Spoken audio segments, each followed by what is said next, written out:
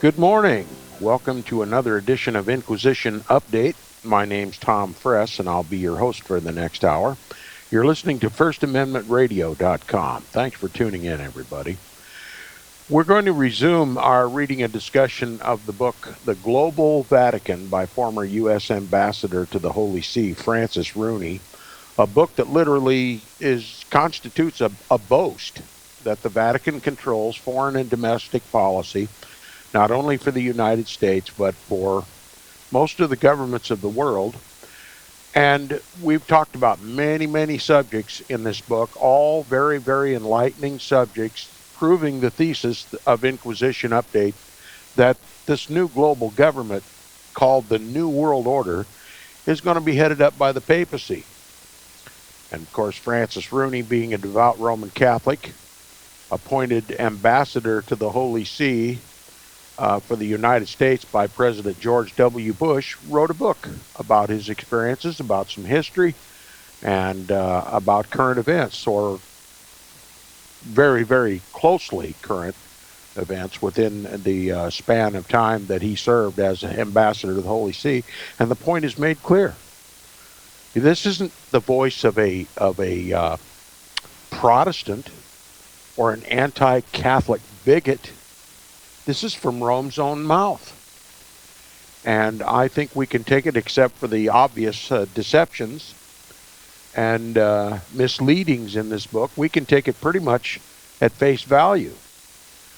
Now, one of the very, very deceptive subjects talked about was the one that we concluded with last time, and that is Rome's involvement in human trafficking.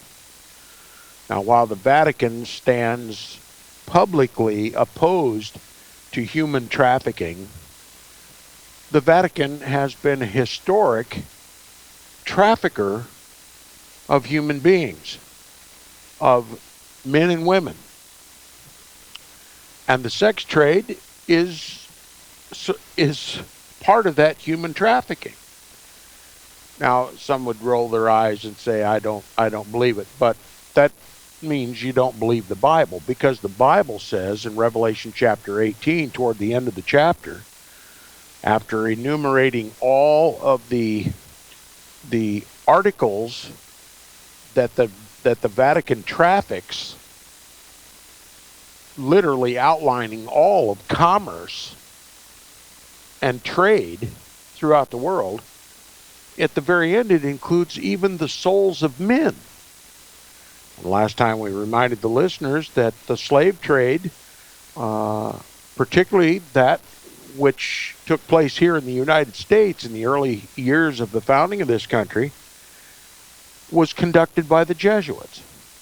That the Jesuits had used Muslims in northern Africa to round up Christians, Bible-believing Christians, out of northern Africa, and paid them handsomely for overcoming them physically, militarily, and then selling them to the Jesuits, and the Jesuits brought them here to this country. That's how the slave trade that's how the Jesuit slave trade manifested itself in this country.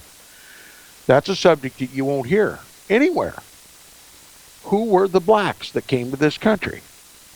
They were Bible-believing Christians in northern Africa. That's why the blacks are so spiritual in their nature. Now, because of the mishandling of these Bible-believing Christians from northern Africa and their abuse in the slave industry in this country, they have turned away from Christianity and now embrace Islam, the very religion that motivated the Muslims to round them up in the first place. And if they only knew the truth about their history, maybe they would return to Christ. But the Roman Catholic Church and the Jesuit slave trade has given Jesus such an ugly name among blacks. They seek somewhere else. They seek another God.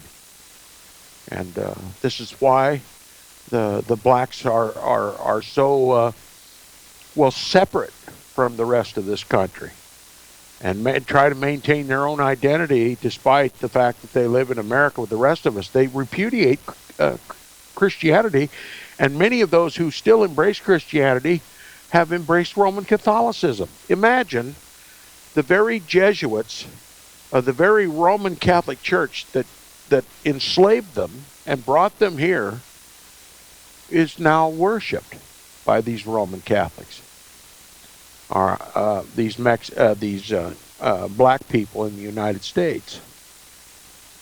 It helps in our understanding of the racial divide in this country to know how it started. And Rome was in the thick of it.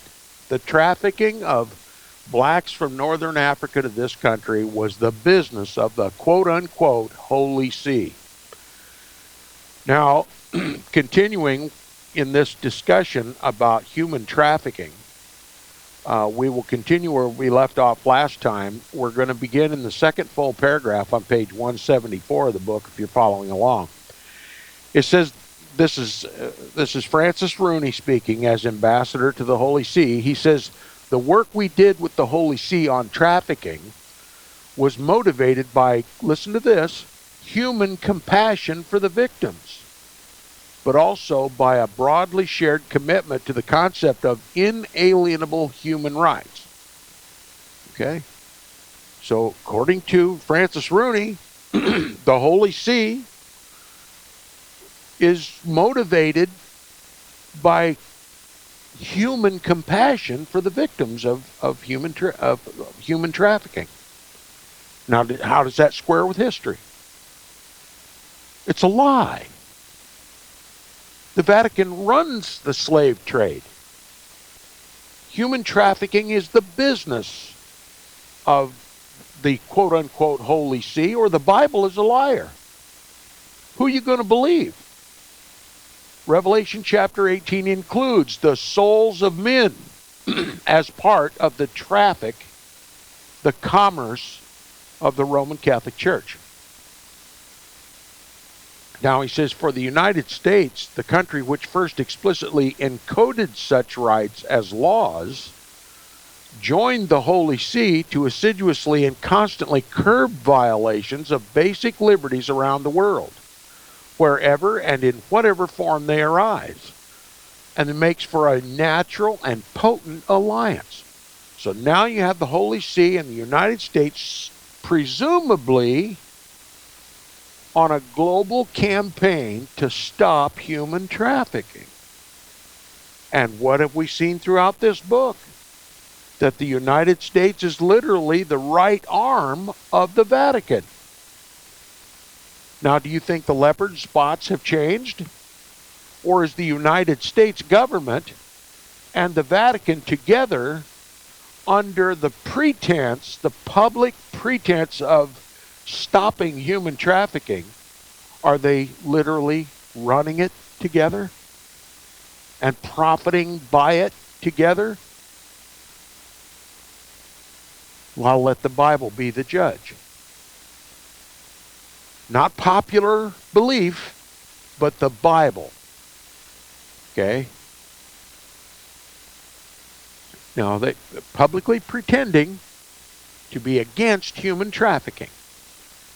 Now it says, for the United States, the country which first explicitly encoded such rights as laws, joined the Holy See to assiduously and constantly curb violations of basic liberties around the world, wherever and in whatever form they arise, makes for a natural and potent alliance.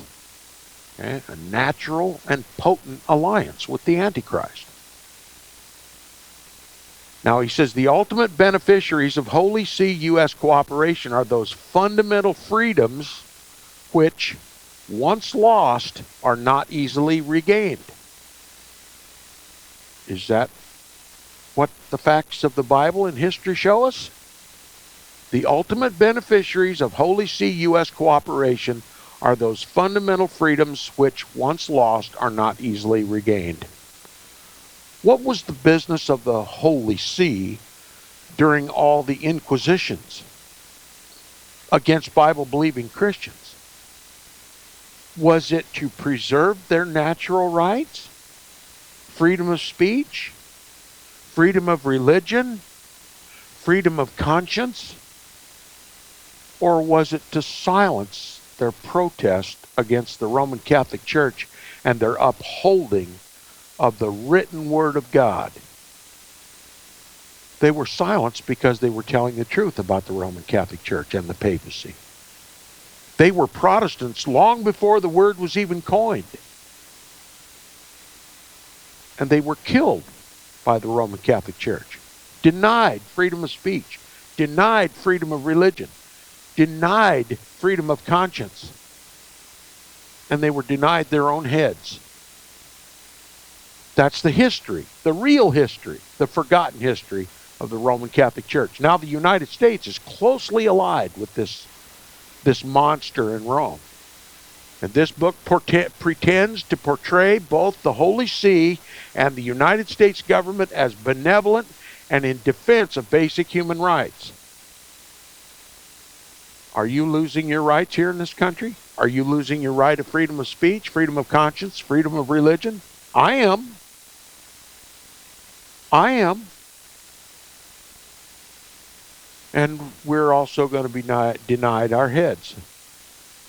We're going to be called radical fundamentalists, protesters, domestic threats, because we threaten the Pope's New World Order by just simply telling the truth about its history. Okay? He says the ultimate beneficiaries of the Holy See U.S. cooperations are those fundamental freedoms which, once lost, are not easily regained. Just ask any Protestant, he'll tell you that. Once you lose your basic Protestant liberties, it's very, very difficult to get them back. And he says, and just as the American ideal has inspired the quest for human rights all around the world, including in past years within the Vatican itself, the Holy See now urges increasingly secular America to cherish these ideals and make sure we do not lose sight of them, especially when it comes to religious freedom. Imagine that. The papacy says it's all about religious freedom, when its history defies even the suggestion.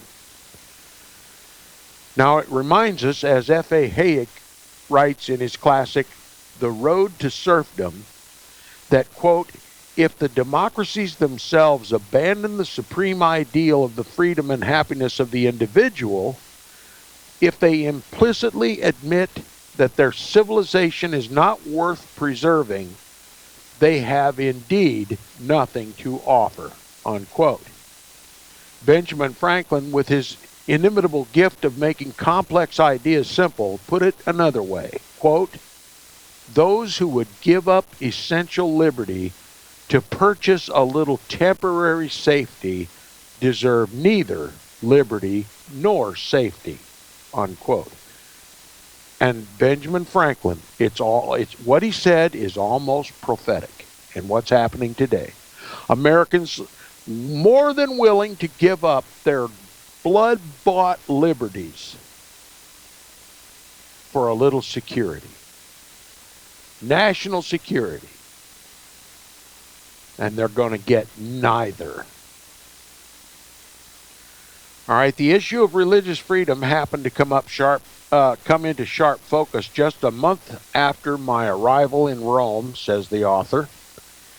In November of 2005, President Bush visited China and met with President Hu Jintao. Excuse me. Though our Vatican embassy was only tangentially involved, the president's China visit brought into focus some of the problems that the Catholic Church, among other religions, still face in large parts of the world in the early 21st century. Now, if I'm supposed to really believe that George W. Bush wasn't in cahoots with the Roman Catholic Church in his visit to China, I'll, eat my hat if I owned one. Okay, it says during his trip, the third of his presidency to China, President Bush discussed a broad range of issues with the Chinese government. Among these was China's record on human rights. One basic right that President Bush addressed pointedly was the right of free worship, a matter of great personal conviction to the president. Quote, "My hope is the government of China will not fear Christians who gather to worship openly," unquote, he told reporters on Sunday, November 20th, after attending a government-sanctioned Protestant service in Beijing. Don't want to leave out those Protestants in Beijing, do we? Quote, "A healthy society is a society that welcomes all faiths," unquote. He specifically recommended that China invite Vatican representatives to discuss Catholicism in China. So there's your main thrust, is Catholicism in China, and the author's now going to tell us how far that involvement goes, and I think your eyes will be open. He says, to complement and reinforce the president's message, we released a statement from the embassy on November 21st. Quote, "China has a great opportunity following the president's visit to become more open to the Holy See, not to Jesus Christ, to the Holy See, and to work toward greater freedom for its Catholic citizens." He's altogether worried about the Catholic citizens, isn't he? "And indeed, for those of all faiths," right? Mentions the Catholics by name. Now it says the relationship between the Holy See and the United States is strong, and we will continue to work together to promote political and religious freedom in the world. So why are they involving political along with religious? Because the Roman Catholic Church is first and foremost a political institution that wraps itself around the name of Christianity and then absolutely ruins Christianity by all of its acts. Destroys the name of Christ. All right? He says, "I noted that in line with the president's priorities, I intended to make religious freedom in China an important focus as ambassador."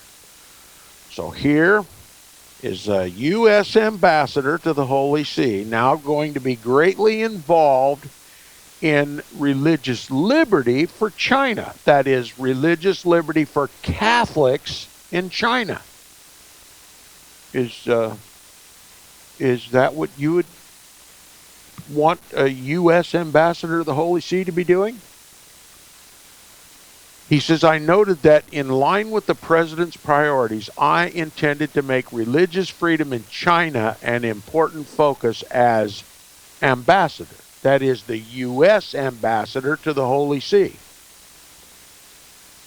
Okay? All of a sudden now he's an ambassador of the United States to China and the Holy See, isn't he? He says, on November 22nd, an article in the Italian daily La Stampa quoted an anonymous Vatican insider disparaging American efforts to achieve religious freedom in China. Quote, "If we go to Beijing, it will certainly not be on the back of the United States," unquote, said the official. The comment reflected the characteristic reluctance of any sovereign to appear influenced by another. In other words, if the Vatican's going to do anything in China, it's going to do it under its own merit, and it's not going to ride into China on the backs of the United States of America. The Pope is the King of Kings, right? Not a vassal of the American government. Okay, now it says, but it also raised a concern held by some in the Vatican that the United States, by pressing the issue of religious rights, might inadvertently upset the delicate relations between the Holy See and China, and inciting Beijing to clamp down further on religious freedom.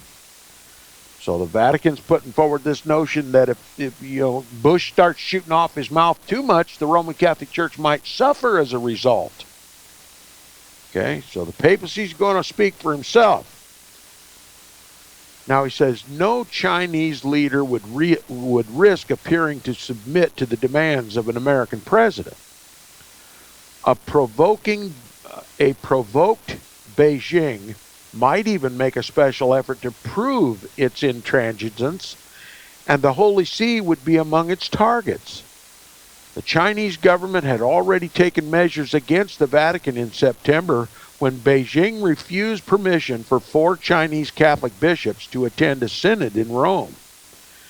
As if to demonstrate its resolve, the regime had also arrested a priest and several seminarians the week before Bush's visit.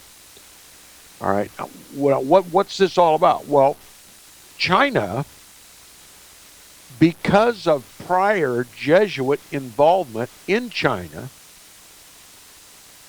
realized that the Roman Catholic Church is, like it was regarded in the colonies in the early days of this country, as one of the greatest evils of all evils to be feared in a nation. They had plenty of experience with the Jesuits and their machinations. And they obviously knew that Roman Catholicism would eventually attempt to take over the government, just like it took over the government of the United States.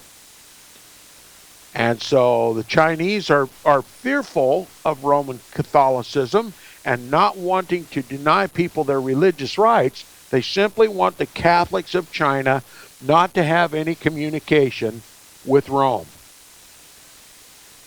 So the Chinese government wishes to elect or appoint all of the Roman Catholic bishops for China, so that their first loyalties will be the Chinese government and not the Vatican government. You see, that was the same concern that was had against Catholics in this country, that if Rome appointed the bishops and the bishops controlled the American Roman Catholic Church, then by default the Pope would be the controller of the Roman Catholic Church, and the American government, the Roman Catholics wouldn't be loyal to the American government. So we're seeing the same old beaten path still being tread in China.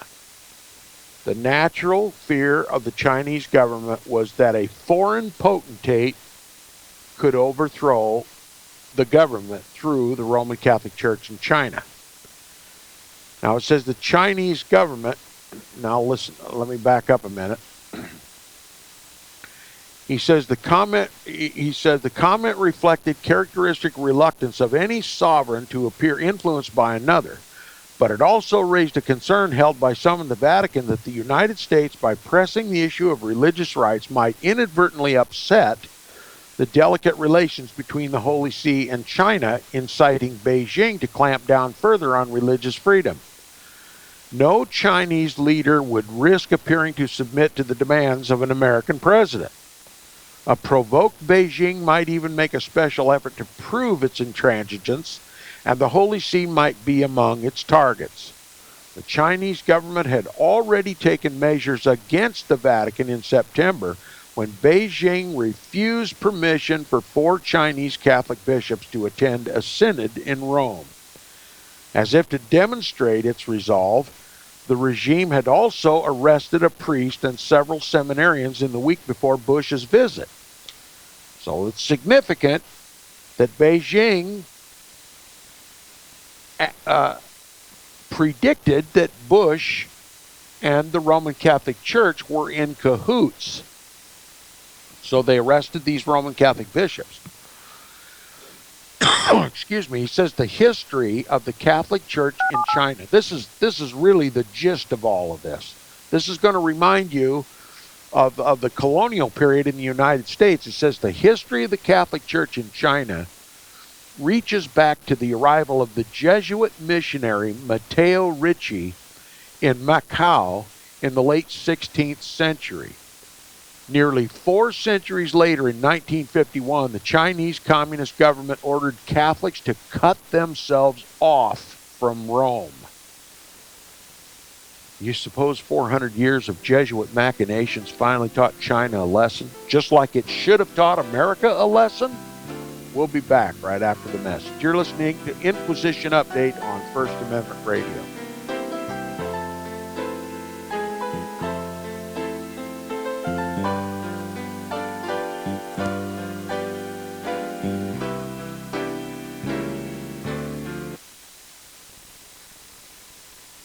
You're listening to FirstAmendmentRadio.com worldwide. Freedom is never free. We need your support today at FirstAmendmentRadio.com.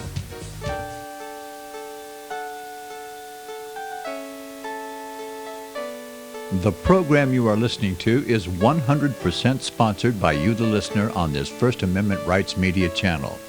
You will notice that there are few commercials on this radio network. There's a good reason for that. Corporate advertising dollars come with strings that limit program content. So without your help, these programs cannot continue on internet or our several affiliates. If you benefit by the educational law programs, we ask you to give. If you are admonished or nurtured by the Bible and ministry programs, we ask you to give. If some voice a cause that you are passionate about, we ask you to give. If you believe in any of these, we ask you to support them as you would a missionary on a continual basis, as if giving a tithe for missionary radio. These programs are not commercially viable and must be supported by those faithful to the cause of truth. Look for the button to sponsor your favorite programs at our listen and schedule pages on the internet.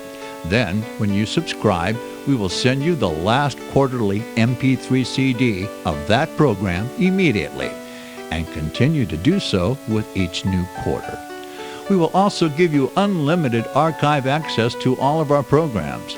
We're asking you to give much less than a tithe, so that you may also send support directly to a particular program host, cause, and anywhere else the Spirit may lead you. Do all to the glory of our God and Creator, for His holy nation, the only kingdom that will last forever. Thank you for listening.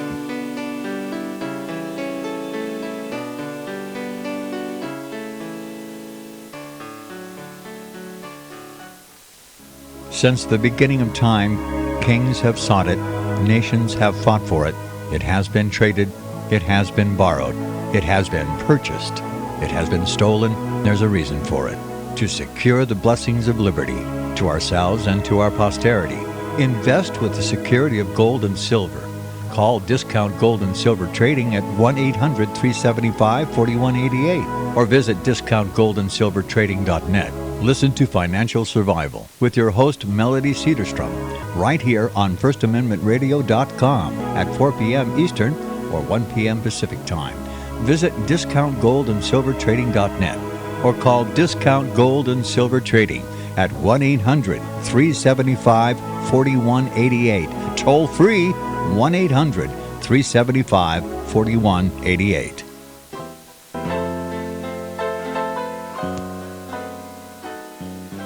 Welcome back to the second half hour of Inquisition Update. You're listening to FirstAmendmentRadio.com. If you'd like to support Inquisition Update, please support First Amendment Radio, who sponsors the program. And if you'd like to contact me directly, as many do, please email me at tom@seawaves.us. That's tom@seawaves, just like the waves of the sea, .us. tom@seawaves.us.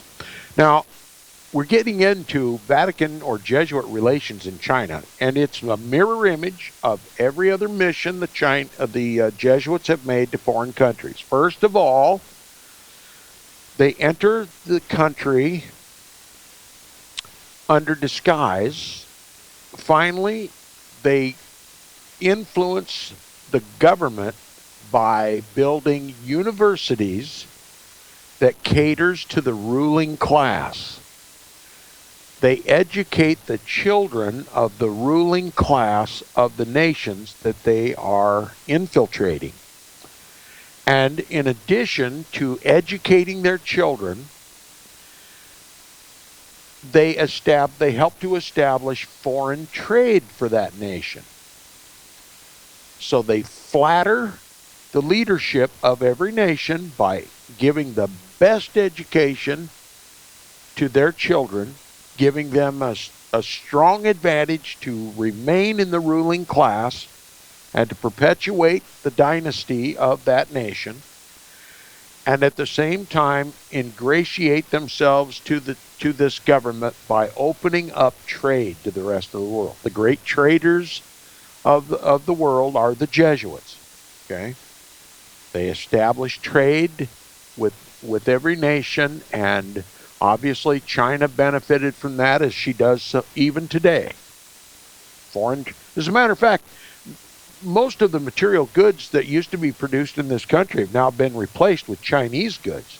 That is a direct result of Jesuit involvement with the government of China and cooperation with the government of the United States of America.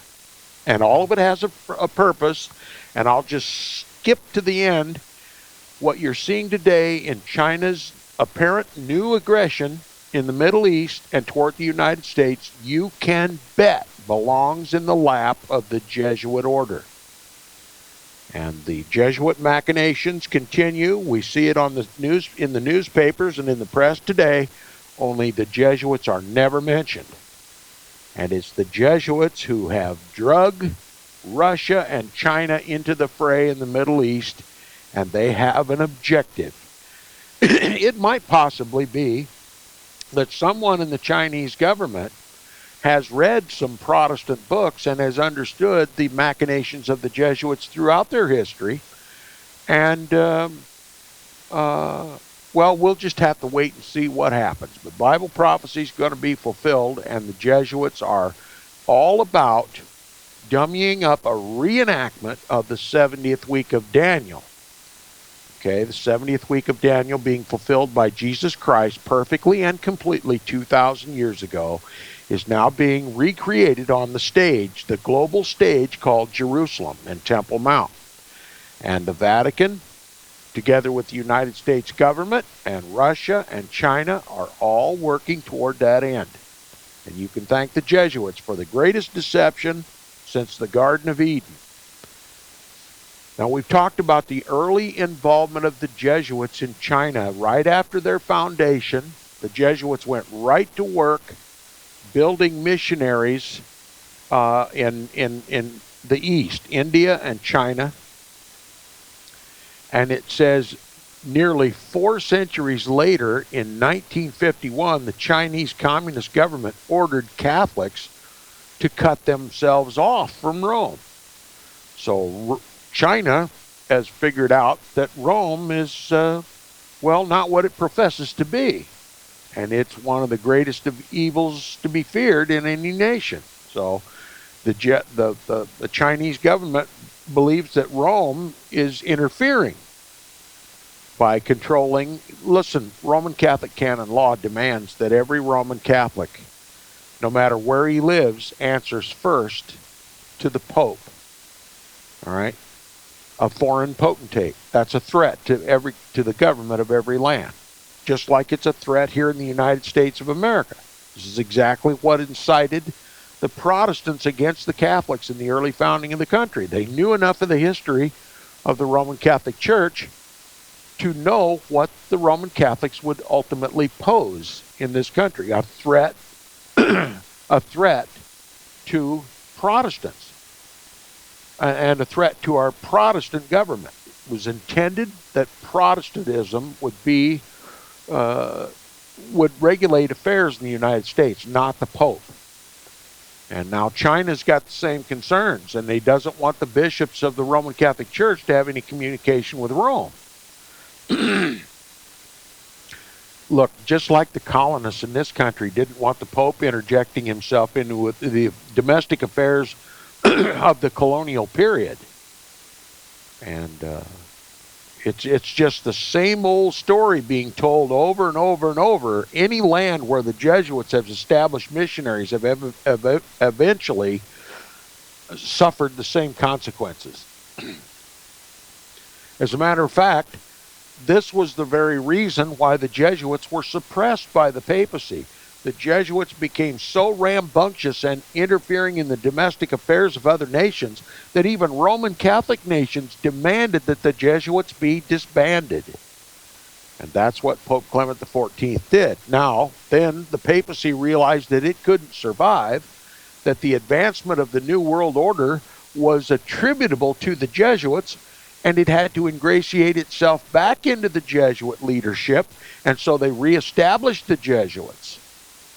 Okay, so The world is suffering the machinations of the Jesuits, even to this day. China is one. Now he says, henceforth all Catholics were to practice under the jurisdiction of a government agency, which assumed all ecclesiastical authority, including the appointment of bishops. So here's the problem: investiture. It always comes back to investiture.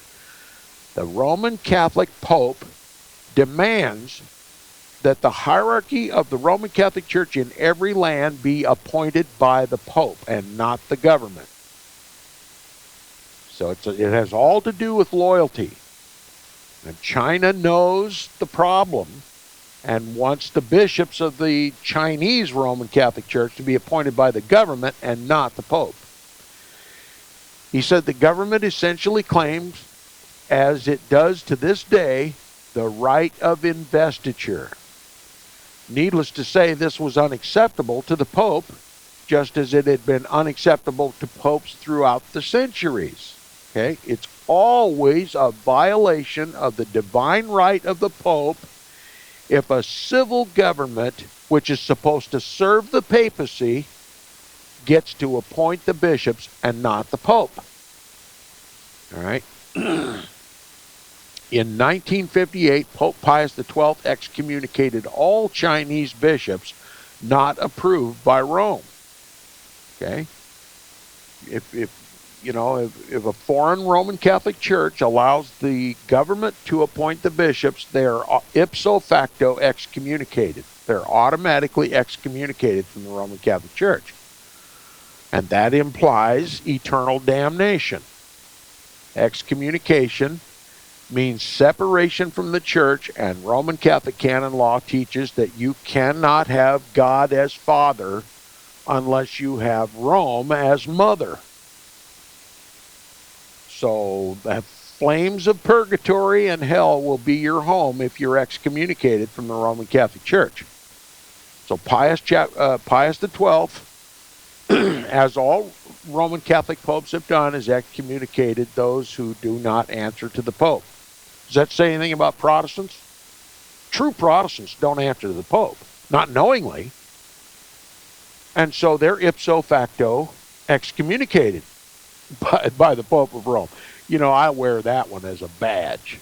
If you don't, if you finally discover what it is, it's a badge of honor to be excommunicated by the Pope, the Antichrist. All right, Chinese Catholics then broke into two camps. Those who defied the government and continued to practice Roman Catholicism in accord with the Vatican, often meeting for Mass in private homes and risking severe punishment, just like Roman Catholics did during the colonial period, and those who worshipped in state-approved churches under the government-sanctioned Chinese Patriotic Catholic Association. This bifurcation still exists today. So there are two Roman Catholic churches in China. One sanctioned by the government, the other sanctioned by Rome. Those sanctioned by Rome must worship in secret, under heavy watch by the government, viewed as potential threats to the government. And look, they are forced to meet in private homes to worship, just like they were in the colonial period. See, the very same things happen in China that happened in colonial period USA. Catholics were forced to meet in private. Why? Because they didn't answer to the government. They weren't subject to any domestic laws. They were only subject to Roman Catholic canon law, and they were a threat to the established government in the colonial period. They were a threat to Protestants.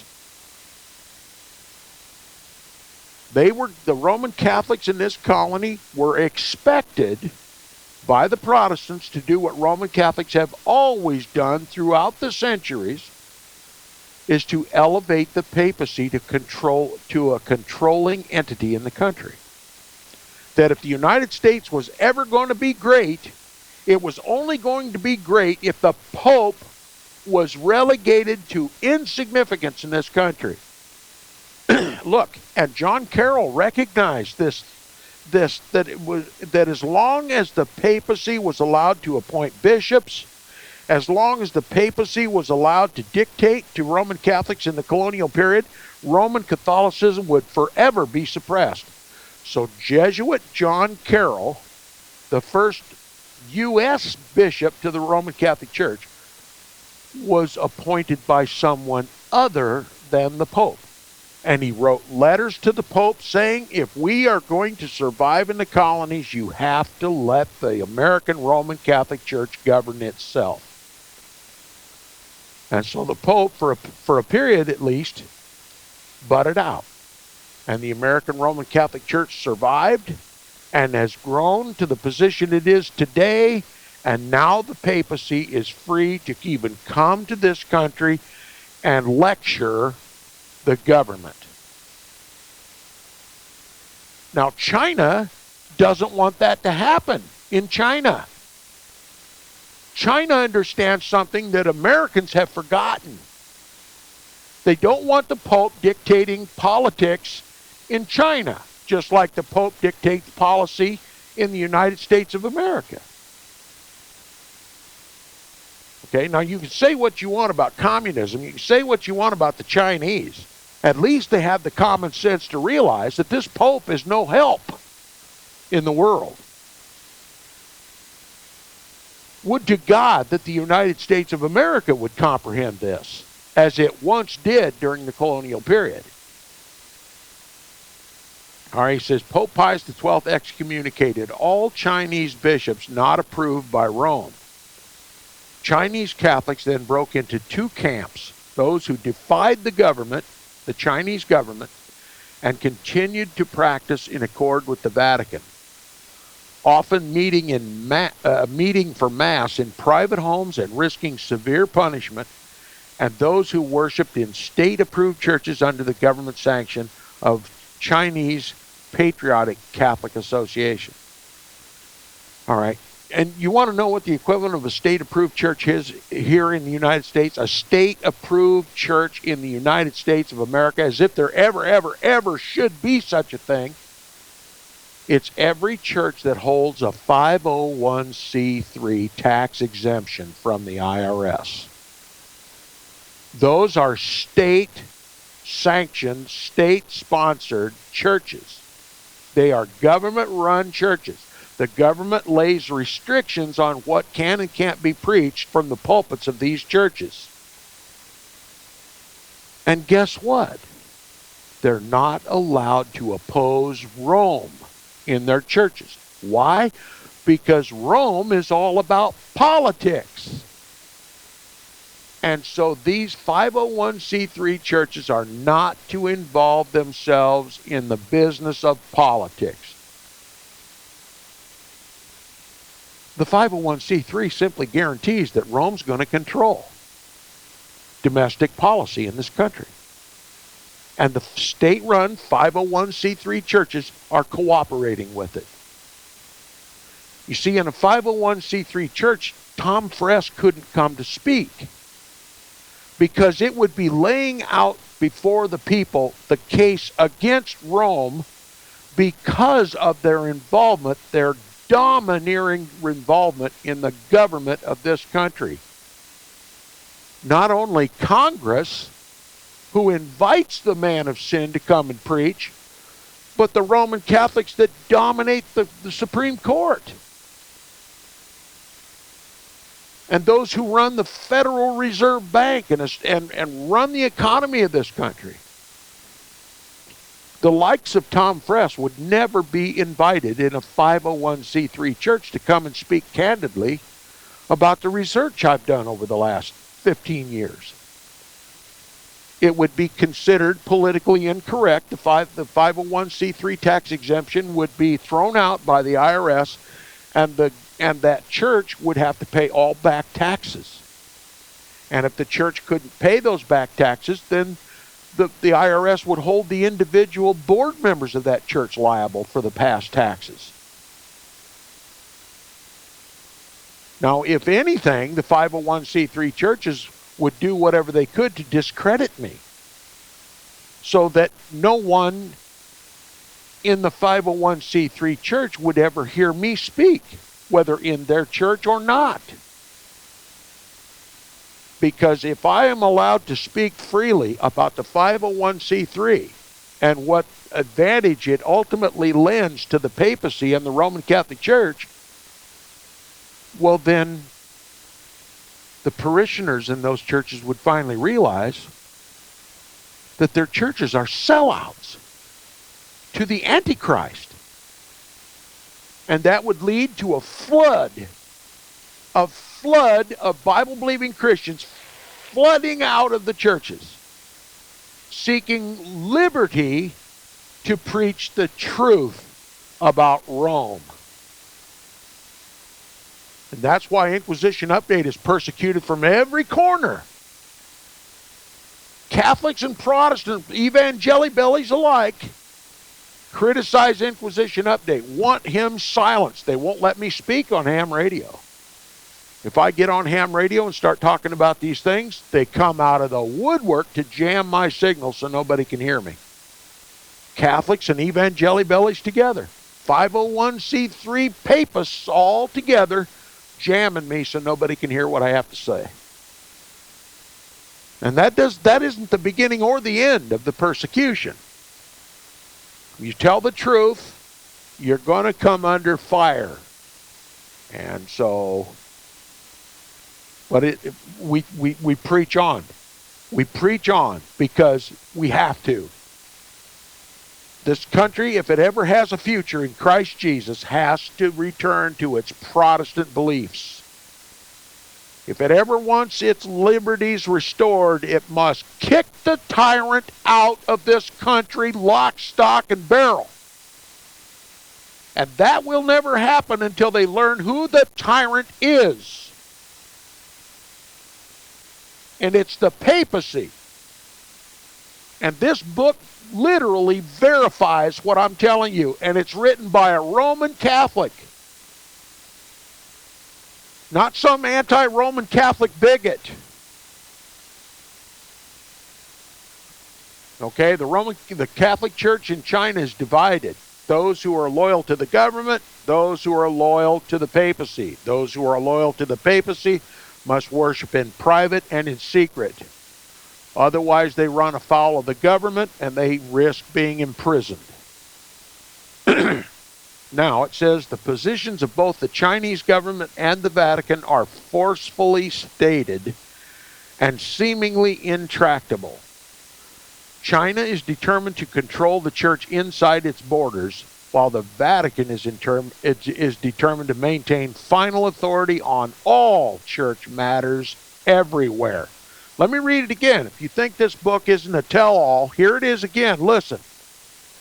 China is determined to control the Roman Catholic Church inside its borders, while the Vatican is determined to maintain final authority in all church matters everywhere.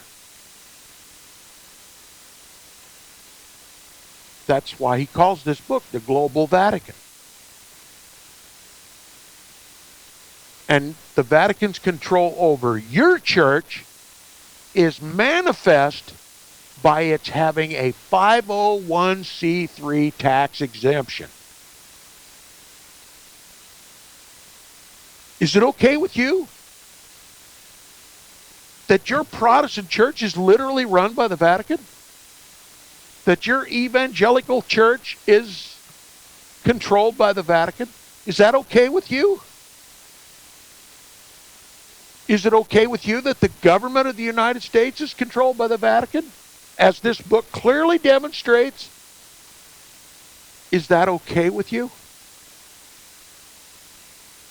That your church and your government, and that means your schools, the education system is controlled by the Vatican. Is that okay with you?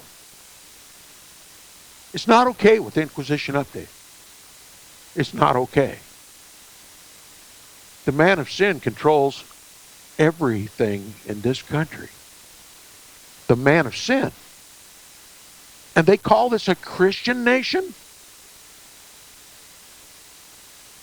You see why I say stop calling Roman Catholicism Christianity?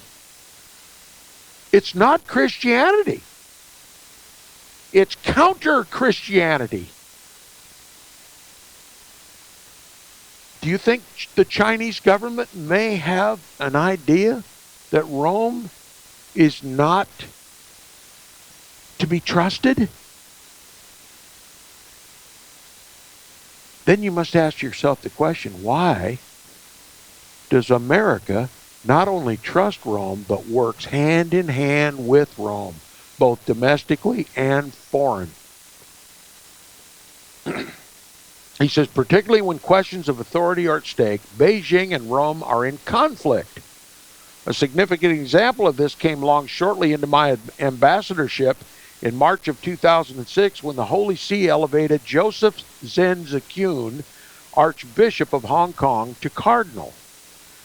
China angrily retaliated by naming a Catholic bishop Ma Yingling without Vatican consent. So it's about investiture. Who's going to control the hierarchy of the Catholic Church in China, the Pope or the government? That was the same question that was asked in the colonies. Who's going to control the Catholics in the colonies, the Pope or the government? Now, John Carroll answered the question. The Roman Catholic Church is going to have to govern itself without the Pope for a time. That's how he answered the question. Might the question be answered the same way in China? And if so, has the time elapsed? You got to ask yourself, why is it all of a sudden China is involved in the Middle East with Russia? What's the concern?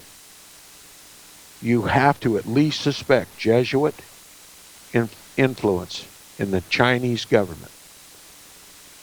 Look, Satan knows he has but a short time. It's been 2,000 years since Christ left us in the hands of the innkeeper.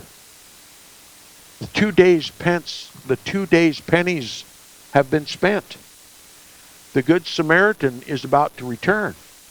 Jesus Christ is about to return. And Satan knows it.